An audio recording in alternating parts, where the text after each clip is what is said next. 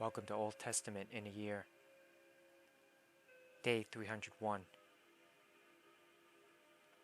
Jeremiah 41. But in mid-autumn of that year, Ishmael, son of Nethaniah and grandson of Elishama, who was a member of the royal family and had been one of the king's high officials, went to Mizpah with 10 men to meet Gedaliah. While they were eating together, Ishmael and his 10 men suddenly jumped up, drew their swords, and killed Gedaliah, whom the king of Babylon had appointed governor.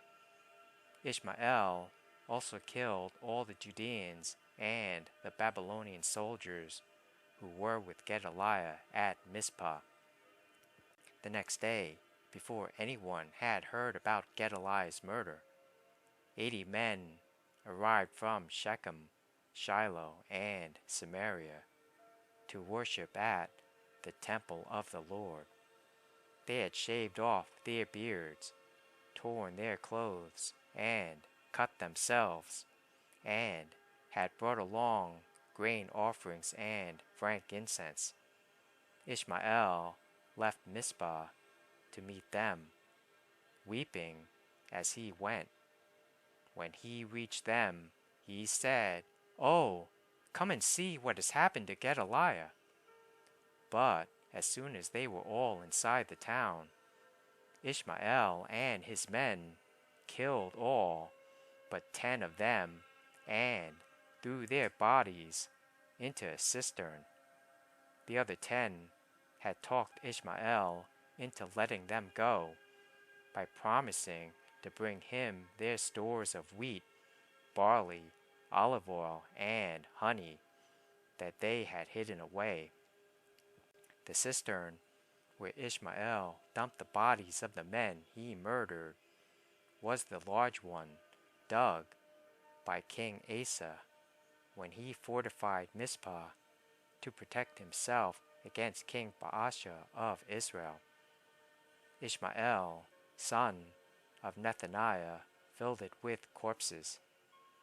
Then Ishmael made captives of the king's daughters and the other people who had been left under Gedaliah's care in Mizpah by Nebuzaradan, the captain of the guard.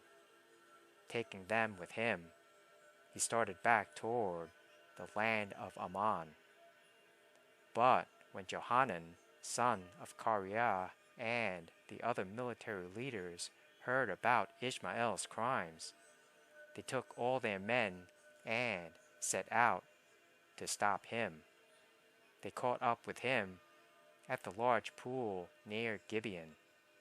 The people Ishmael had captured shouted for joy when they saw Johanan and the other military leaders.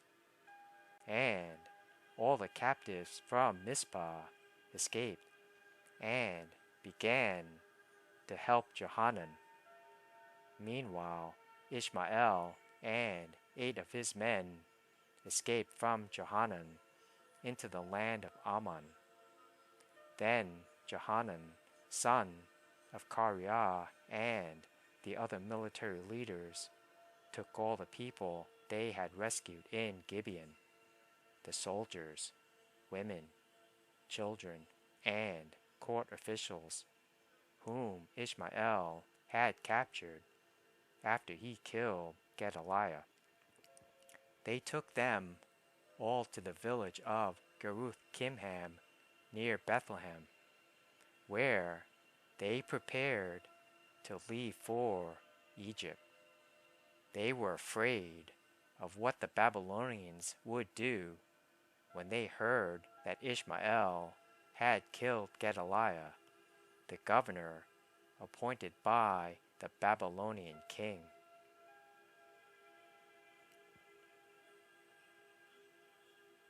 Jeremiah 42. Then all the military leaders, including Johanan, son of Kareah, and Jezaniah, son of Hoshea, and all the people, from the least to the greatest, approached Jeremiah the prophet. They said, "Please, pray to the Lord your God for us. As you can see, we are only a tiny remnant compared to what we were before. Pray that the Lord your God will show us what to do and where to go." "All right," Jeremiah replied. "I will pray to the Lord your God as you have asked, and I will tell you everything he says. I will hide nothing from you." Then they said to Jeremiah, "May the Lord your God be a faithful witness against us if we refuse to obey whatever he tells us to do. Whether we like it or not, we will obey the Lord our God, to whom we are sending you without plea. For if we obey him, everything will turn out well for us." 10 days later, the Lord gave his reply to Jeremiah. So he called for Johanan, son of Kareah, and the other military leaders, and for all the people, from the least to the greatest.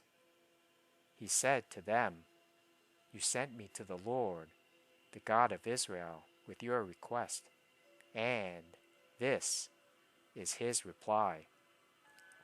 Stay here in this land. If you do, I will build you up and not tear you down. I will plant you and not uproot you.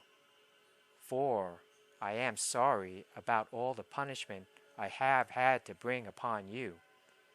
Do not fear the king of Babylon any more, says the Lord.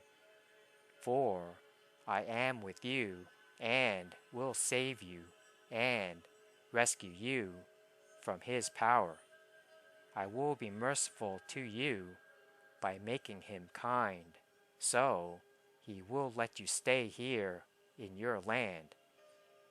But if you refuse to obey the Lord your God, and if you say, 'We will not stay here,' instead we will go to Egypt, where we will be free from war, the call to arms, and hunger, then hear the Lord's message to the remnant of Judah.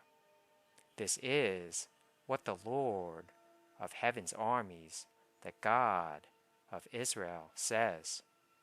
If you are determined to go to Egypt and live there, the very war and famine you fear will catch up to you, and you will die there.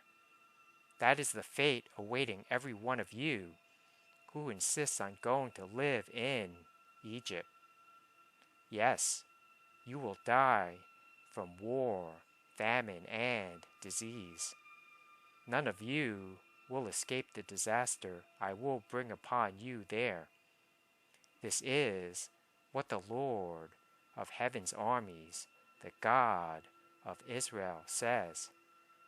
Just as my anger and fury have been poured out on the people of Jerusalem, so they will be poured out on you when you enter Egypt.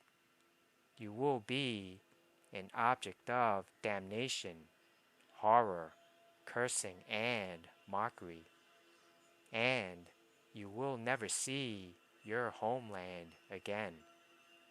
Listen, you remnant of Judah, the Lord has told you, do not go to Egypt. Don't forget this warning I have given you today, for you were not being honest when you sent me to pray to the Lord your God for you. You said, 'Just tell us what the Lord our God says, and we will do it.' And today I have told you exactly what he said. But you will not obey the Lord your God any better now than you have in the past. So you can be sure that you will die from war, famine, and disease in Egypt, where you insist on going.